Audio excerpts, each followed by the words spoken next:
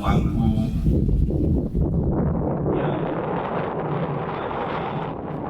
para tokoh umat Hindu di Sulawesi Tengah umumnya dan di Kota Palu khususnya.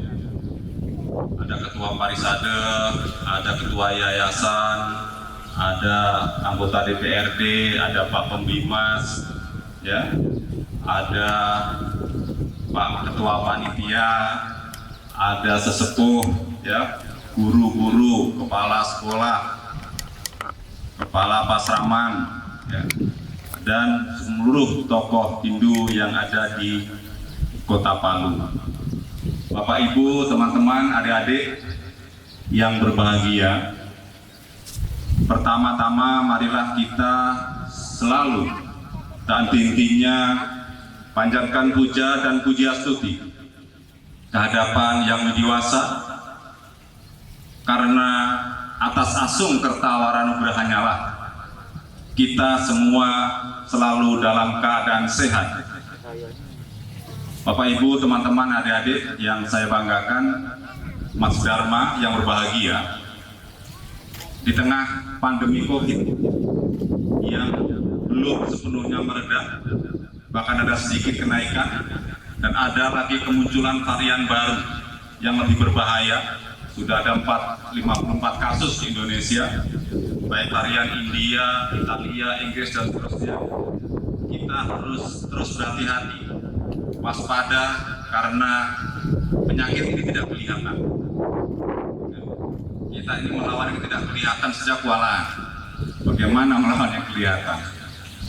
Bapak Ibu sekalian, teman-teman, adik-adik saya yang sangat saya banggakan, berikutnya saya sampaikan terima kasih atas segala upaya Bapak, Ibu, teman-teman semua dalam usaha yang terus-menerus tak kenal lelah dengan segala pengorbanan, segala layaknya untuk menjaga kelestarian agama dan budaya kita. Bapak Ibu sekalian, kita ini tinggal di Indonesia, khususnya di Kota Palu, itu berada di daerah yang rawan bencana. Beberapa tahun lalu, seperti Bapak Ibu rasakan, Kota Palu diguncang oleh gempa yang luar biasa dahsyat, diikuti tsunami. Mengapa ini terjadi? Biasanya kalau sudah terjadi bencana lalu muncul cerita yang macam-macam, ya. Yang tidak suka menganggap itu hukuman, yang suka menganggap itu ujian, dan seterusnya. Lalu kita menganggap apa? Agama Hindu menjelaskan bahwa seluruh kejadian alam itu adalah hukum Tuhan. Kita percaya dengan adanya Brahman, Pancasrada, yang pertama adalah Brahman, maka kita juga percaya terhadap seluruh hukum-hukum Brahman yang disebut dengan Peta. Seluruh hukum-hukum Brahman, hukum Tuhan, hukum alam.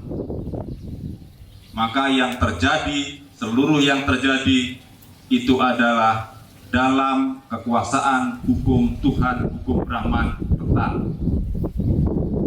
Bapak, Ibu, teman-teman sekalian, maka kejadian-kejadian bencana itu sebagian memang sepenuhnya tidak mungkin dicegah, walaupun sebagian lainnya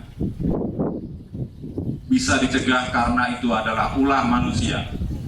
Bencana banjir, longsor, dan seterusnya, ya, yang terjadi akibat penggundulan hutan, pemanfaatan lahan yang salah, itu memang faktor manusia banyak berperan. Tetapi ketika terjadi gempa bumi, tsunami, peristiwanya adalah peristiwa alam, peristiwa yang berjalan sesuai hukum Tuhan. Tapi dampak yang terjadi itu juga sepenuhnya tergantung manusianya. Oleh karenanya agama mengajarkan adanya hukum karma pala. Apa yang kita terima itu adalah hasil dari apa yang kita perbuat dalam segala hal. Hukum karma pala adalah hukum yang paling adil, tidak pilih kasih, ya. Tidak ada celah kekurangan sedikit pun terhadap hukum karma pala ini. Oleh karena itu, Bapak Ibu sekalian, terkait dengan kejadian-kejadian alam, maka kita diingatkan tentang ajaran Trirena, 3 hutang. Saya lebih suka menyebutnya 3 kewajiban. Mengapa kita punya 3 kewajiban? Karena kita diberikan oleh Tuhan kecerdasan. Kita diberikan oleh Tuhan kesempurnaan. Lalu hutang berikutnya kita diberikan oleh para guru-guru tentang ilmu pengetahuan. Dan kita punya hutang atau kewajiban terhadap orang tua karena kita telah diajarkan budi pekerti yang baik. Kalau kita menjalankan 3 kewajiban itu yang merupakan 3 hutang atau Trirena, maka kita harus memanfaatkan kecerdasan kita untuk mengenali kejadian-kejadian alam. Para cerdik pandai, para ahli, para dosen, para guru harus mampu membaca tanda-tanda alam yang terkait dengan bencana. Maka itu kalau kita lakukan, artinya kita telah membayar hutang kita karena kita yang pertama. Lalu kita juga harus mengaplikasikan ilmu yang kita miliki untuk mensosialisasikan kepada seluruh umat, supaya umat sadar bahwa ketika ada tanda-tanda bencana, maka umat harus melakukan antisipasi. Bahkan ketika belum ada bencana, pembangunan yang dilakukan kalau di daerah rawan gempa, ya tolong agar mengikuti aturan kegempaan. Mudah-mudahan gempa yang terjadi kemarin itu menjadikan pelajaran sehingga nanti ke depan pembangunan fasilitas-fasilitas agama keagamaan kita itu memperhatikan faktor-faktor itu. Kalau tidak, maka kita akan terkena hukum karma pala. Itu tidak usah dihindari, ya. Lalu yang berikutnya, kita juga harus membayar hutang kita kepada orang tua dengan selalu berbuat baik, selalu rukun dengan sesama. Ini adalah hal yang penting bagi kita bersama-sama untuk membangun umat Hindu di kota Kupang. Saya baru datang dari Kupang minggu lalu. Di kota Palu dan sekitarnya. Trirena kalau kita jalankan dengan baik, maka mudah-mudahan kita semua selamat. Karena lagi-lagi saya katakan, hukum Tuhan tidak mengenal pilih kasih. Oleh karena itu, bagi insan-insan yang merasa rajin berbakti kepada Tuhan, rajin menjalankan agamanya, jangan kemudian tidak terkena hukum alam itu. Karena sesungguhnya hukum alam itu adalah hukum Tuhan, ya. Itu sudah jelas sekali ketentuannya. Bahkan Tuhan sendiri, Brahman sendiri tidak pernah mengingkari hukumnya. Lalu ada yang bertanya, kok di tsunami kemarin tahu-tahu ada yang selamat ketika seluruh kawan-kawan di sekitarnya, gedung-gedung sekitarnya roboh, kok dia tidak roboh? Itu artinya karena dia telah memperhatikan, mempelajari konsep-konsep Trirena, konsep-konsep peta yang diaplikasikan dalam pembangunan gedung. Kalau saya bicara begini, lalu ada yang berkomentar, Pak Dirjen kok kelihatannya bahasanya propan sekali, ya, bahasanya tidak religius. Justru kalau kita mempelajari agama, maka sesungguhnya kemudian kita menjalankan agama dengan baik, maka kita adalah menjalani kehendak Tuhan dengan konsep-konsep hukum karma pala itu yang harus kita implementasikan dalam kehidupan sehari-hari. Itulah mengapa tujuan kita beragama itu bukan moksa saja, tapi moksartam jagaditaya ca iti dharma. Kita harus mempersiapkan dunia kita dengan lebih baik untuk menuju moksa. Maka hidup kita juga tidak terlepas dari dharma arta kama moksa. Hindu tidak mengajarkan ajaran dharma moksa, tapi dharma arta kama moksa. Maka kami di Direktorat Jenderal Dimas Hindu menyusun sebuah peta jalan kemandirian lembaga agama-agamaan Hindu, agar dengan kemandirian kita dari sisi ekonomi itu akan bisa mesejahterakan dan memudahkan jalan kita menuju moksa.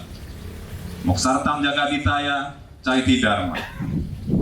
Bagaimana memperlakukan bumi ini juga tidak terlepas dari ajaran agama kita.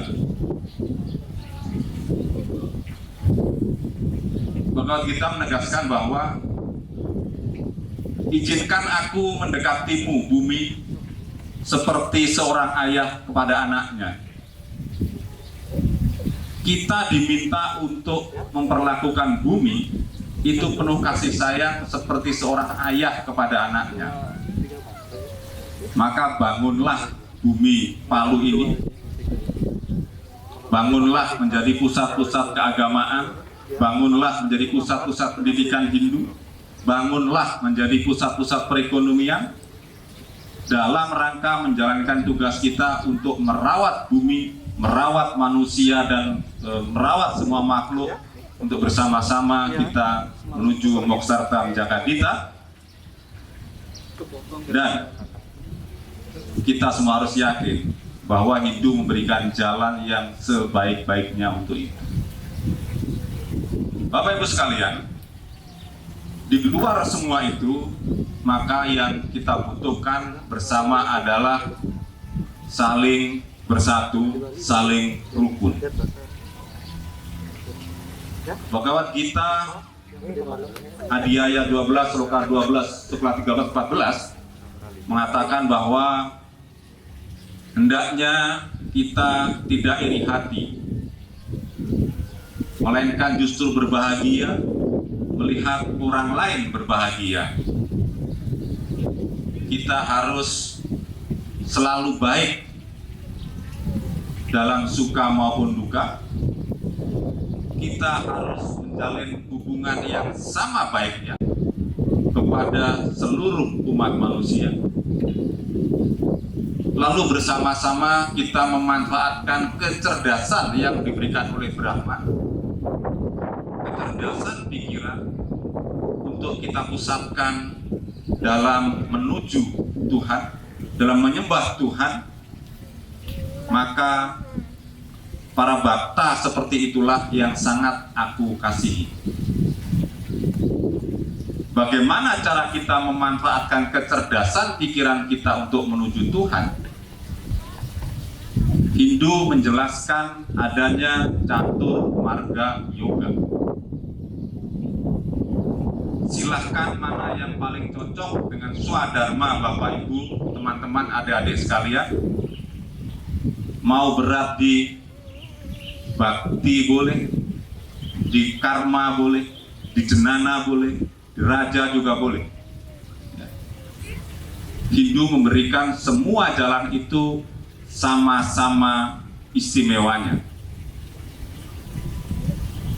Bagi yang cerdik pandai, silahkan menggunakan jenana yoga untuk memberikan pencerahan kepada saudara-saudara kita agar kita semua selamat di dunia dan kita bersama-sama menuju moksa.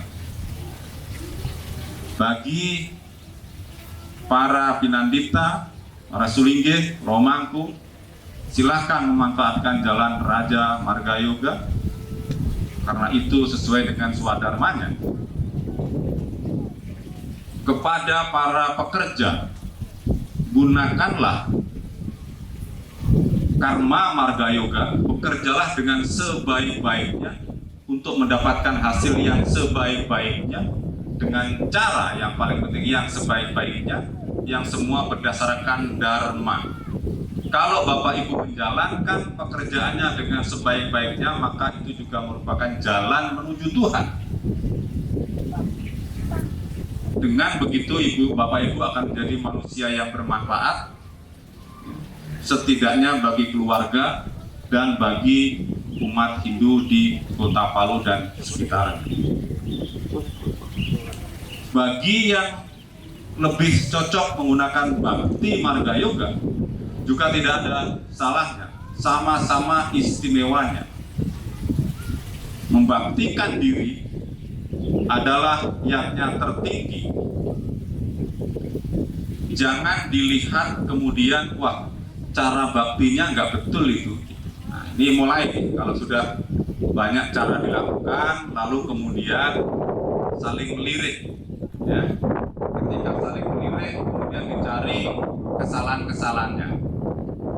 Ah, itu Pak Pembimas itu paling-paling kalau mau ke pura itu nyari simpati aja itu paling. Ah, itu Pak Ketua Panitia itu nyumbang segitu aja, kan uangnya banyak sekali. Kok cuma segitu? Ada aja orang itu dibuat, ya. Orang nggak nyumbang itu melihat orang nyumbang masih menyalahkan gitu. Ada itu. Ada. Ini yang tidak boleh. Ya. Dengan cara apapun, sepanjang ketulusan yang menjadi dasarnya, maka itu akan diterima. Ya. Justru kalau kita sudah mulai menyalah-nyalahkan sesama, itu yang tidak benar. Ada kisah zaman Ramayana ketika ada seorang pertapa tua di tengah hutan yang sangat menghormat kepada Sri Rama. Hanya selama ini beliau hanya bisa membayangkan seperti apa itu Sri Rama, pertapa ini. Kemudian ketika ada kabar bahwa Sri Rama sedang melakukan perjalanan ke hutan dan jalur yang dilewati ada yang dekat dengan tempat pertapaannya. Karena Sri Rama ini sangat dipujanya, maka sang pertapa ini ingin menyajikan, menyuguhkan apa yang dia punya. Namun sayangnya tidak banyak yang dia punya. Yang dia punya hanyalah buah-buahan yang tumbuh di sekitar pertapaannya. Lalu diambililah bermacam-macam buah itu dan disiapkan untuk diberikan kepada Sri Rama. Kemudian betul Sri Rama mampir ke pertapaannya. Lalu kemudian sang pertapa menyuguhkan buah-buahan itu. Tapi apa yang dilakukan sungguh di luar kebiasaan. Sang pertapa ini selalu menggigit dulu buah yang hendak disuguhkan. Kalau rasanya manis baru diberikan kepada Sri Rama. Kalau rasanya asam, mungkin agak busuk, lalu dia buang. Melihat perlakuan ini, maka pengawal Sri Rama langsung memarahi pertapa itu. Kamu ini menyajikan, menyuguhkan hidangan ke Sri Rama kok digigit dulu? Itu kan nasi bekas. Memang Sri Rama itu apa? Lalu dijelaskan, ampun tuanku, ini semua saya lakukan agar yang mulia Sri Rama mendapatkan rasa yang terbaik, karena yang saya miliki hanya ini saja. Maka apa yang terjadi? Kemudian Sri Rama mengatakan, sudah, yang penting kita lihat niatnya. Ini adalah kebaikan yang bisa dia berikan. Jangan dilihat keburukannya. Ini menjadi contoh bagi kita, pelajaran bagi kita, bahwa lihatlah setiap tindakan itu dari sisi baiknya. Kalau dalam bahasa yang sering saya sampaikan, itu jadilah mata lebah, jangan jadi mata lalat. Kalau kita punya mata lebah, maka ketika masuk pura kita lihat, wah, pura ini luar biasa, indah ini, ya, megah sekali, memberikan aura positif yang menyejukkan. Itu kalau kita punya mata lebah. Kalau kita punya mata lalat, ada aja. Wah, ini ngecat lantainya nggak rata gitu. Ada aja ketemunya itu. Ini pura ini batmannya nggak pas ini. Masa di situ? Kan harusnya maju dikit lah, 2-3 cm begitu. 2-3 cm aja dihitung kan. Ada aja. Sementara orang yang membangun pura ini setengah mati yang dilakukan. Dia datang mencari-cari kesalahan. Ya. Ini yang kita tidak diajarkan dalam kitab suci. Oleh karena itu, Bapak sekalian, mari kita bersama-sama ya mencoba ya mengubah mindset agar kita membiasakan memiliki mata lebat. Sanjunglah orang-orang yang telah melakukan upaya-upaya, seberapapun itu masih jauh dari kesempurnaan. Jangan dicari kesalahan yang meskipun sudah sulit dicari kesalahannya. Nemu aja kalau mata lalat itu. Lalat itu kalau nyari sampah di mana aja ketemu nih. Lalu kemudian berasik-asik menikmati sampah. Lalu kita setelah menyalah-nyalahkan, kita berlama-lama berasik-asik menyindir-nyindir, ya, menjelek-jelekan. Itu jangan, lupakan itu. Mari kita berpindah menjadi mata lebah. Mari kita lihat kebaikan-kebaikan dari umat kita, dari saudara kita. Kalau kita lihat mata lebah, maka kita akan melihat bahwa semua orang telah berusaha yang sebaik-baiknya. Maka kita kemudian jadi malu. Lalu saya berbuat apa? Saya melihat kok setiap manusia di sini semua sudah berkorban untuk pembangunan umat di Palu. Sementara saya kok merasa masih sedikit yang saya lakukan. Nah, kalau ini kita tumbuhkan bersama-sama, maka saya yakin ke depan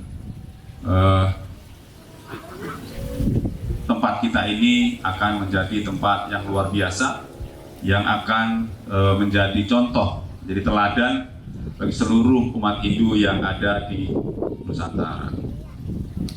Bapak Ibu, teman-teman sekalian, saya kira hanya itu yang bisa saya sampaikan. Ya. Mohon maaf jika ada salah-salah kata, salah-salah tindak tanduk saya.